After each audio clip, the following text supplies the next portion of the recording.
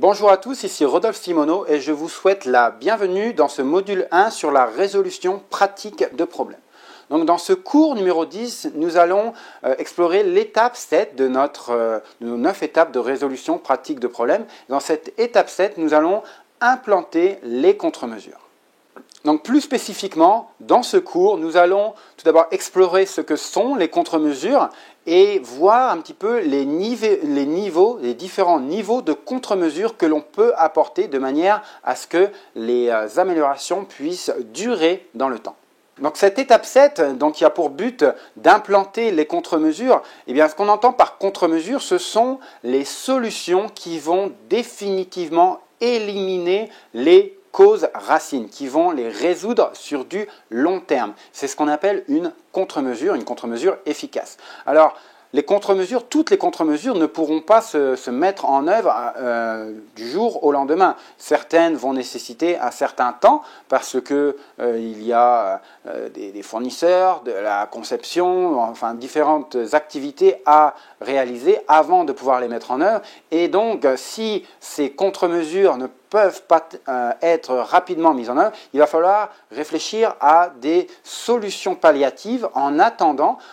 les contre-mesures efficaces, de manière à ce que le problème soit rapidement éliminé de notre organisation et n'apporte plus les différents impacts que vous avez mesurés dans la résolution pratique de problèmes. Donc, il y a deux niveaux. Le premier niveau d'implantation, c'est regarder à des solutions palliatives lorsque l'on sait que les contre-mesures ne vont pas arriver tout de suite. Avoir des solutions palliatives, bien expliquer aux personnes qui vont être impliquées par les changements que ce sont des solutions palliatives en attendant autre chose et communiquer sur le autre chose et les délais du autre chose, bien évidemment, mais c'est vraiment ces deux niveaux, ce niveau palliatif et ce niveau contre-mesure efficace sur le long terme. Donc une contre-mesure, c'est vraiment quelque chose qui a pour but d'éliminer à long terme la cause racine. Ensuite, il va s'agir de faire preuve de jugement par rapport aux contre-mesures que l'on tient à mettre en œuvre pour résoudre de manière durable le problème. Alors, il y a des contre-mesures qui peuvent être difficiles à implanter, mais la mise en place va résoudre le problème de manière durable et l'impact est suffisant pour dire oui, l'effort vaut la peine d'être fait, vaut la peine de mettre en place cette contre-mesure. Un autre raisonnement pourrait aussi mener à une contre-mesure qui peut résoudre le problème, mais la résolution du problème n'a pas un impact suffisant pour justifier de cette contre-mesure. Et donc, on va avoir une hiérarchie des contre-mesures que l'on peut mettre en place, qui sont plus ou moins efficaces, mais qui, en contrepartie, ont un degré d'implantation, un degré de praticabilité de sa mise en œuvre variable par rapport à son efficacité, par rapport à l'impact que peut avoir le problème sur notre organisation. Donc, on a coutume de mettre, d'utiliser cette pyramide à l'envers et de dire, la meilleure contre-mesure que l'on puisse mettre dans un processus qui a des problèmes, c'est de redesigner le processus de manière à ce qu'on ne puisse plus avoir ce problème à nouveau dans le futur, donc à changer complètement le processus. Donc ça, c'est vraiment le niveau ultime où on garantit finalement que ce problème n'arrivera plus, puisque ce processus n'existe plus de la façon dont on l'entendait avant, et donc on n'aura plus ces problèmes qui vont revenir. Donc typiquement, si vous fabriquez des casques de sécurité roses, par exemple, arrêtez de fabriquer des casques de sécurité roses et gardez juste des jaunes et des blancs et vous n'aurez plus de problème lorsque vous fabriquez des casques roses. Donc ça, c'est un redesign complet et drastique et ça garantit que le problème n'arrivera plus. Donc à ce niveau de mise à niveau, que ce soit de l'équipement, du processus, peu importe, si je reprends par exemple mon casque rose, si on avait un problème sur la coloration du rose, une mise à niveau, donc acheter une nouvelle machine pour injecter le casque rose et cette machine permet d'avoir une belle qualité de rose,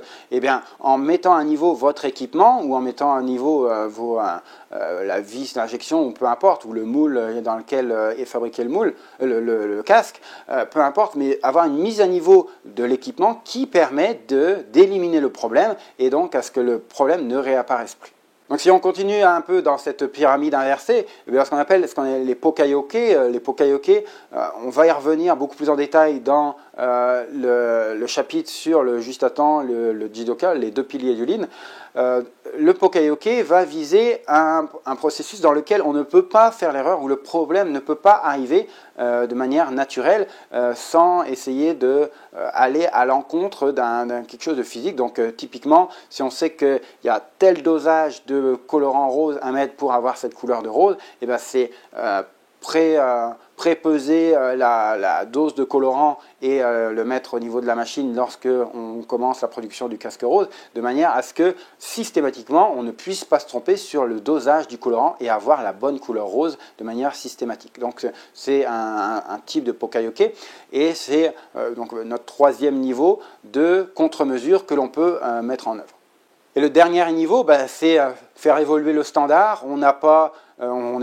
en mesure de faire un redesign complet du processus, donc on veut continuer à fabriquer des casques roses. On ne peut pas faire de mise à niveau, c'est beaucoup trop cher, on ne peut pas changer la machine, elle est beaucoup trop chère. Au niveau du pokayoke, on n'a pas pensé à quoi que ce soit qui nous permet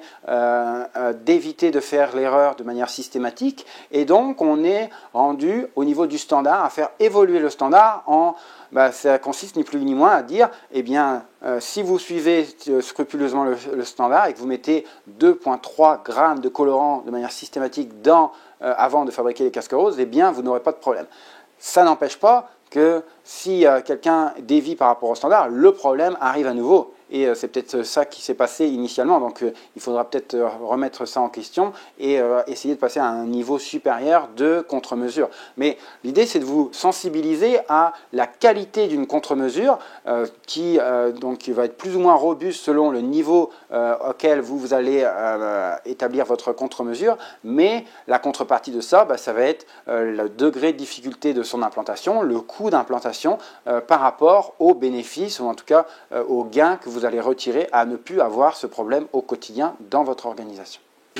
Donc une fois que toutes ces contre-mesures vont être établies, le but ça va être d'associer des responsables pour le suivi et utiliser la roue de Deming, donc le PDCA, pour faire le suivi sur l'implantation de ces contre-mesures et mettre en œuvre avec l'équipe associée à la résolution pratique de problèmes, mettre en œuvre un suivi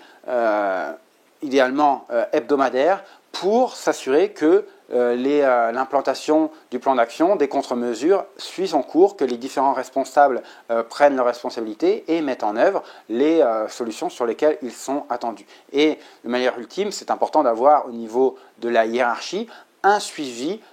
macro, certes, mais un suivi régulier sur les différents RPP qui sont en cours dans leur service. Donc ça conclut cette étape numéro 7 et donc cette implantation des contre-mesures. Maintenant, il est temps de passer dans l'étape numéro 8 et de mesurer les résultats obtenus par cette résolution pratique de problème.